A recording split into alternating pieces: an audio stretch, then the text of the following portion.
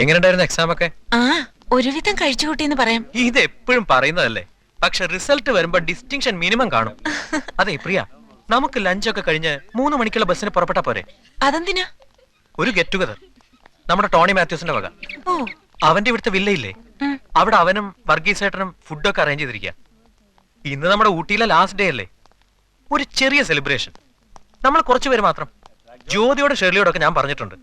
നാട്ടിലെത്തുമ്പോ late ആവും ചിത്തു. ഇല്ലെന്നേ, പ്രിയയെ വീട് വരെ എത്തിക്കേണ്ട ഉത്തരവാദിത്തം എന്റെ അല്ലേ. ആ വേർപിരിയലിന്റെ ആഘോഷത്തിനിടയ്ക്ക് കൂട്ടുകാർ തമാശയ്ക്കൊപ്പിച്ച ഒരു വികൃതിയാണ് പിന്നീടുള്ള അവളുടെ ജീവിതത്തെ തന്നെ അപ്പാടെ മാറ്റിമറിച്ചത്.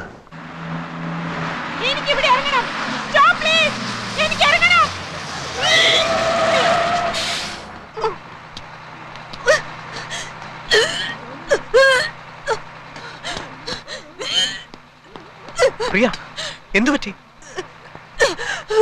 അറിയില്ല.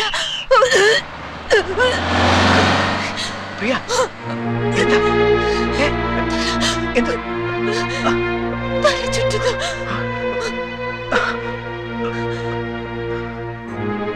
ஹலோ, இங்க அடுத்து ஹாஸ்பிடல் இருக்கா? தெரியாதப்பா.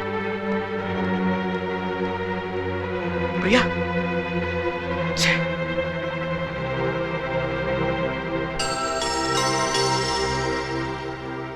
ഹോസ്പിറ്റലിന് ടൗണിലേക്ക് തിരിച്ചു പോകണം. എന്താ പറ്റിയത്? അത് ഒരു ടാക്സി കിട്ടോ? വിളിച്ചു പറഞ്ഞാ വരും. എന്താ പറ്റിയ കുട്ടിക്ക്? അത് പിന്നെ നാട്ടിലേക്ക് പോണ വഴിയാ. ബസ്സിൽ വെച്ച് തല കറങ്ങി. എന്റെ കസിനാ. വെക്കേഷൻ സ്റ്റാർട്ട് ചെയ്ത് ഞങ്ങൾ ഫ്രണ്ട്സ് സെലിബ്രേറ്റ് ചെയ്തപ്പോ അബദ്ധത്തിൽ കുറച്ച് ലിക്കർ കഴിച്ചുപോയി. ജ്യൂസാണെന്ന് കരുതി കുടിച്ചതാ. അത്രേ ഉള്ളൂ. അതിന് ഹോസ്പിറ്റലൊന്നും പോണമെന്നില്ല. ഒരു മുറി തുറന്നുതരാം. ഷവറിന്റെ ചോട്ടിൽ കുറച്ചു നേരം നിർത്തിയാൽ മതി, ശരിയാവും. പ്രിയ, പ്രിയ,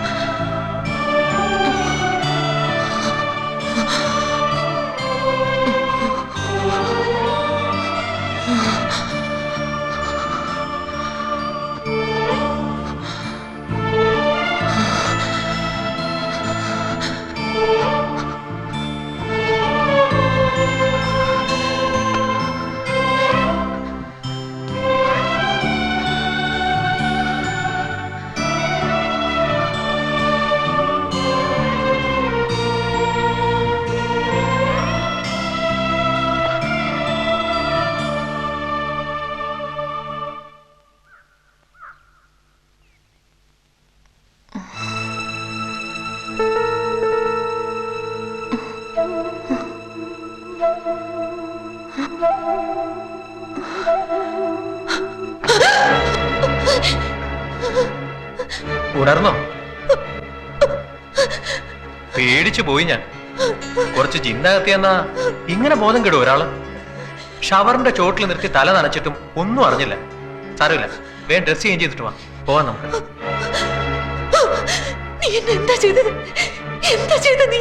അത് കൊള്ളാം.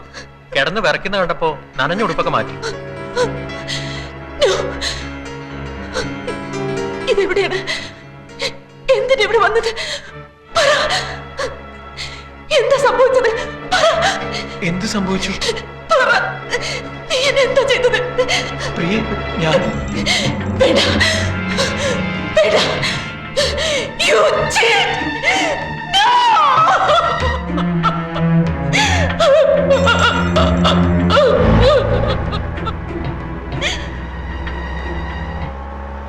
അങ്ങനെയൊന്നും സംഭവിച്ചിട്ടില്ലെന്ന് പിന്നീട് പ്രിയയെ വിശ്വസിപ്പിക്കാൻ നിങ്ങൾക്ക് കഴിഞ്ഞില്ലേ? വിശ്വസിക്കാൻ അവൾ ഒരുക്കമായിരുന്നില്ല.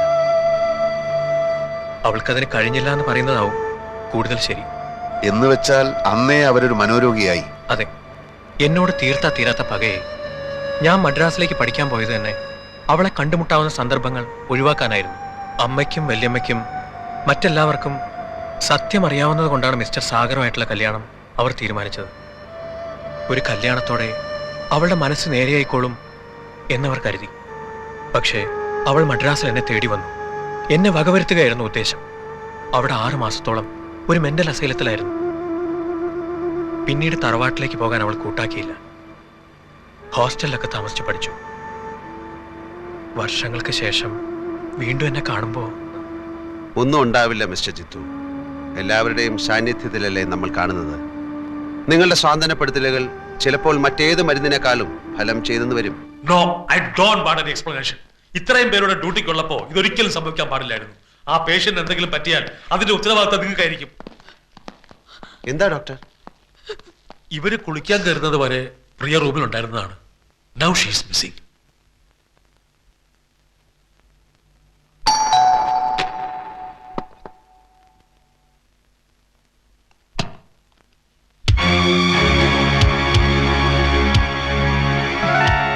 മിസ്റ്റർ ജിതേഷ് ഇല്ലേ? ഇല്ല. ആരാ? ബിടെക്കിന് ഒരുമിച്ച് പഠിച്ചതാ ഞങ്ങള്. ഒരു വീടിന്റെ പ്ലാൻ സബ്മിറ്റ് ചെയ്തതിൽ കുറച്ച് കറക്ഷൻസ് ഉണ്ടായിരുന്നു. ഓഫീസിൽ ചെന്നപ്പോ ആള് ലീവാണെന്ന് പറഞ്ഞു. എവിടെ പോയതാ? ആരെയോ കാണാനുണ്ടെന്ന് പറഞ്ഞു പോയതാ. എനിക്ക് ഹാഫ് ഡേ ലീവേ ഉള്ളൂ. ഉച്ചയ്ക്ക് മുമ്പ് വരില്ലേ? ഒന്നും പറഞ്ഞില്ല. ഭാര്യയല്ലേ? അതെ. ഞാനിപ്പോ എന്ത് ചെയ്യും? ഇവിടെ വെയിറ്റ് ചെയ്യട്ടെ.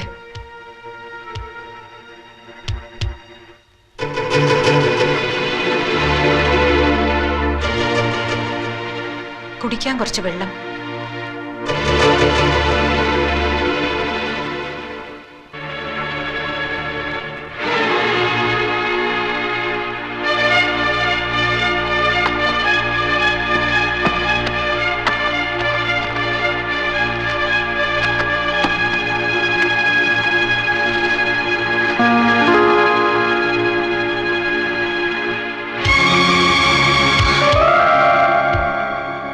വെള്ളം ഞാനിപ്പോ കൊണ്ടുവരാം.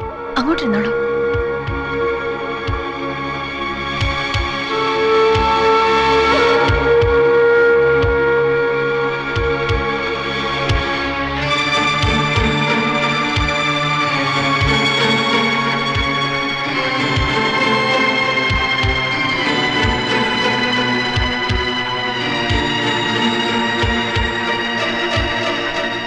വെള്ളം. നിങ്ങളുടെ കല്യാണം കഴിഞ്ഞിട്ട് എത്ര നാളായി? 2 വർഷമായി. എന്താ പേര്? പേര് ശോഭ.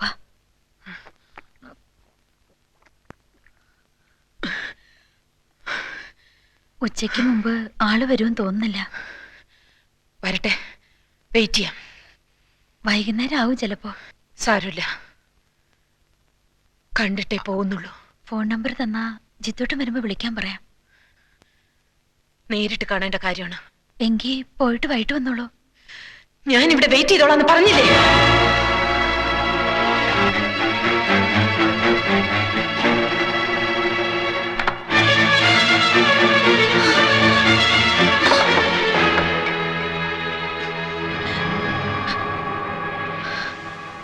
ഹലോ, പ്രകാശനല്ലേ? ഞാൻ ശോഭ. ജിത്തുവിന്റെ എവിടെ പോകുന്നെന്ന് വല്ലതോ? വന്ന് പെട്ടെന്ന് ഇങ്ങോട്ടൊന്ന് വരാൻ പറയോ? അല്ല വേണ്ട, പ്രകാശേട്ടനൊന്നും ഇങ്ങോട്ട് വരുമോ? അവര് വന്നിട്ടുണ്ട്. പ്രിയ ജിത്തോട്ടന്റെ പഴയ അവര് മെന്റൽ ഹോസ്പിറ്റലാണെന്ന് ജിത്തോട്ടൻ പറഞ്ഞത് ഓർമ്മയുണ്ട്. ഇല്ല, അറിയില്ല. എനിക്ക് പേടിയാവുന്നു. ഞാൻ ഒറ്റയ്ക്കുള്ളൂ. ശരി.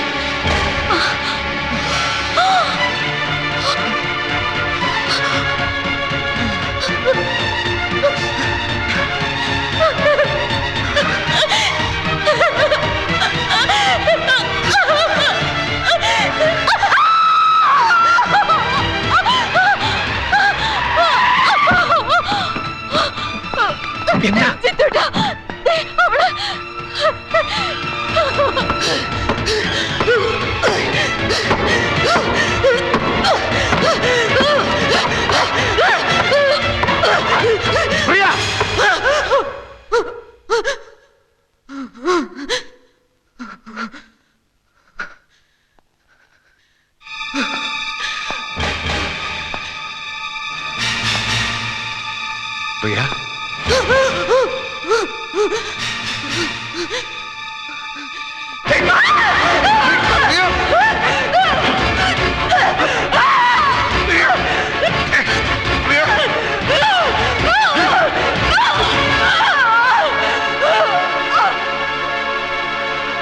നോ ഒരു ഡോക്ടർ എന്ന നിലയ്ക്ക് എനിക്കിത് ഒരിക്കലും അംഗീകരിക്കാൻ പറ്റില്ല.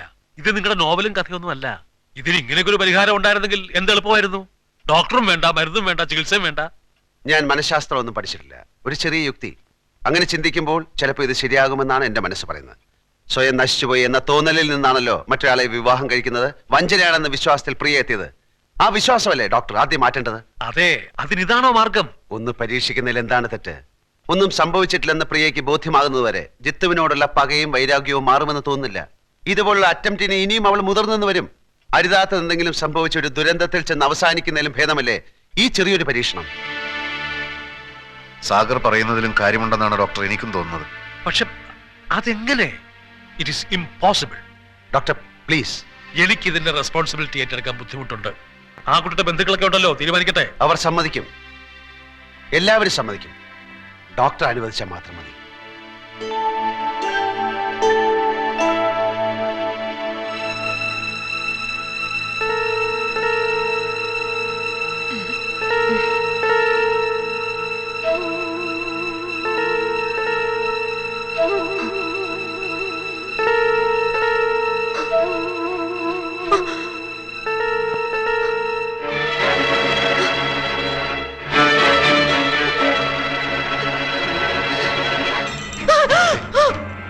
ഓ, നേരം പുലർന്നു. മണി 6 കഴിഞ്ഞു. സാരമില്ല, 7 മണി വരെ സുഖമായിട്ട് കിടന്നോളൂ. ആ, ഒന്നും അറിയാത്ത പോലെ എന്റെ അടുത്തൊന്ന് കിടക്കുമോളെ. ഏ, നിനക്കിത് എന്ത് പറ്റി? ആദ്യ രാത്രി കഴിഞ്ഞ് നേരം വെളുത്തിട്ട് ലോകത്ത് ഇന്ന് വരെ ഒരു ഭർത്താവിനോടും ഒരു ഭാര്യയും എന്നെ തുടരുത് എന്ന് പറഞ്ഞിട്ടില്ല. മോശമല്ലേ? ഒച്ച ഉണ്ടാക്കാതെ ആൾക്കാർ കേൾക്കില്ലേ? കുളിയൊക്കെ കഴിഞ്ഞ് അടുക്കളയിൽ ചെന്ന് നല്ലൊരു ചായ ഇട്ടുണ്ടെന്ന് ചേട്ടന് ഒരു ഭാര്യയുടെ കടമകൾ ഞാൻ പഠിപ്പിക്കണം. ചതിയാ? അത് കല്യാണം കഴിഞ്ഞാൽ ഭാര്യയും ഭർത്താവും ഇങ്ങനെ ഒരുമിച്ച് ഉറങ്ങുന്നതും പരസ്പരം മനസ്സും ശരീരവും പങ്കുവെക്കുന്നതും നാട്ടു നടപ്പല്ലേ? അതെങ്ങനെ ചതിയാകുന്നത്? സത്യമായ കാര്യങ്ങൾ വിശ്വസിച്ചല്ലേ പറ്റൂ. കഴുത്തി കിടക്കുന്ന ഈ താലി നോക്ക്, ഉടുത്തിരിക്കുന്ന ഈ പുടവ നോക്ക്, നമ്മൾ കുടിച്ചു തീർത്ത ഈ പാൽ ഗ്ലാസ് നോക്ക്, കടിച്ചു തിന്ന ആപ്പിളും പഴങ്ങളും നോക്ക്. ഈ അലങ്കാരങ്ങളും നമ്മൾ കെട്ടിപ്പിടിച്ചു കിടന്നപ്പോൾ ഞെരിഞ്ഞമർന്ന മുല്ലപ്പൂക്കളും നിന്റെ നെറ്റിയിലെ മാഞ്ഞുപോയ ഈ കുങ്കുമപ്പൊട്ടും അഴിഞ്ഞുലഞ്ഞ തലമുടിയും ഒക്കെ സത്യമാണെങ്കിൽ ഇക്കഴിഞ്ഞ നമ്മുടെ ആദ്യ രാത്രിയും സത്യമാണ്. വേണ്ട, എന്നെ വിശ്വാസമില്ലെങ്കിൽ വേണ്ട, വേണ്ട, എന്റെ കൂടെ വരൂ, വാ. അമ്മയെക്കാളും നീ സ്നേഹിക്കുകയും വിശ്വസിക്കുകയും ചെയ്യുന്ന നിന്റെ വല്യമ്മയോട് ചോദിക്കുക, ഇതൊക്കെ സത്യമല്ലേ എന്ന്. നിന്നെ ആഭരണങ്ങൾ അണിയിച്ച് കതർ മണ്ഡപത്തിൽ കൈപിടിച്ചിരുത്തിയ ഇവരോട് ചോദിക്കേ, ഇതൊക്കെ ചതിയാണോ എന്ന്. വാ, കല്യാണപ്പന്തലും കതർ മണ്ഡപവും സത്യമല്ലേ? 100 കണക്കിന് ആളുകളുടെ സാന്നിധ്യത്തിൽ വാദ്യമേളങ്ങൾ ഉയർന്നപ്പോൾ ഞാൻ താലി കെട്ടിയതും കതിർ മണ്ഡപവും വലം വെച്ചതും മറന്നോ? സ്വന്തം തറവാടിന്റെ മുറ്റത്ത് വെച്ചായിരിക്കണം കല്യാണമെന്ന് പ്രിയ വാശി പിടിച്ചതും അത് ഞാൻ സമ്മതിച്ചതൊക്കെ ഒറ്റ രാത്രി കൊണ്ട് മറന്നോ? ഞാൻ പറഞ്ഞിട്ട് വിശ്വസിക്കണ്ട. പ്രിയയുടെ ഏറ്റവും വിശ്വസ്തനായ ഈ മനുഷ്യനോട് ചോദിക്കേ. ആശുപത്രിയിൽ നിന്നും അസുഖം മാറി വീട്ടിൽ വന്നപ്പോ പ്രിയ തന്നെയല്ലേ പറഞ്ഞത്, എത്രയും പെട്ടെന്ന് സാഗറുമായിട്ടുള്ള കല്യാണം നടത്തണം, കഴിഞ്ഞതൊക്കെ മറന്ന് ഇനി സാഗറിന്റെ കൂടെ ജീവിക്കണമെന്നൊക്കെ? ഇല്ല, ആരും എന്നെ കല്യാണം കഴിച്ചിട്ടില്ല, ആരും എന്നെ കല്യാണം കഴിക്കാൻ പാടില്ല.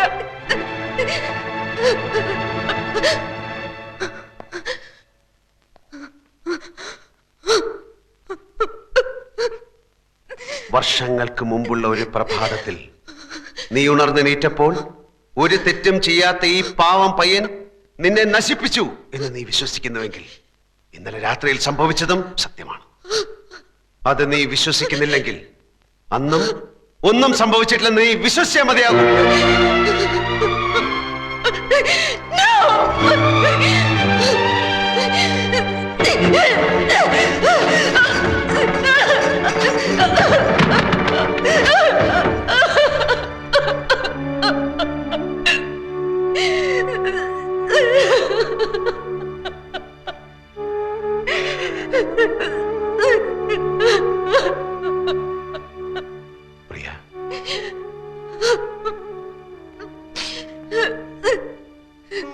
ഒന്നും സംഭവിച്ചിട്ടില്ല.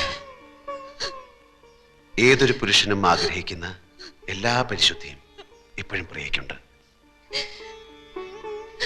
അല്ല, അങ്ങനെ ഒരു വിശ്വാസം മനസ്സിൽ ഉറച്ചു പോയിട്ടുണ്ടെങ്കിൽ തന്നെ അതൊക്കെ പുറത്ത് നിന്നെ സ്വീകരിക്കാൻ ഞാൻ ഒരുക്കമാണ്.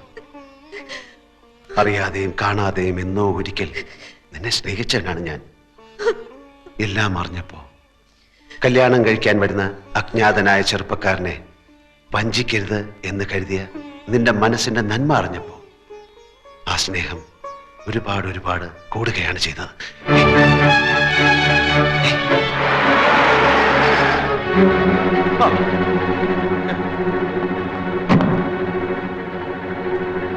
എന്റെ പൊന്നു തഹസിൽദാർ സാറേ, 2 ദിവസമായി ഞാൻ നെട്ടോട്ട് ഓടുകയാണ് കോട്ടപ്പുറത്തിനെ തേടി. എന്തായി ക്ലൈമാക്സ്? അവസാന ലക്കം ഇന്ന് കമ്പോസിങ്ങിന് കൊടുത്തില്ലെങ്കിൽ അയാൾ എവിടെ? ഭയപ്പെടാതിരിക്കൂ മാമച്ച, അയാൾ കഥ എഴുതുകയാണ് അകത്ത്. ശുഭപര്യവസായിയായ ഒരു പുതിയ അധ്യായവുമായി അയാൾ പുറത്തു വരുന്നത് വരെ നമുക്ക് കാത്തിരിക്കാം.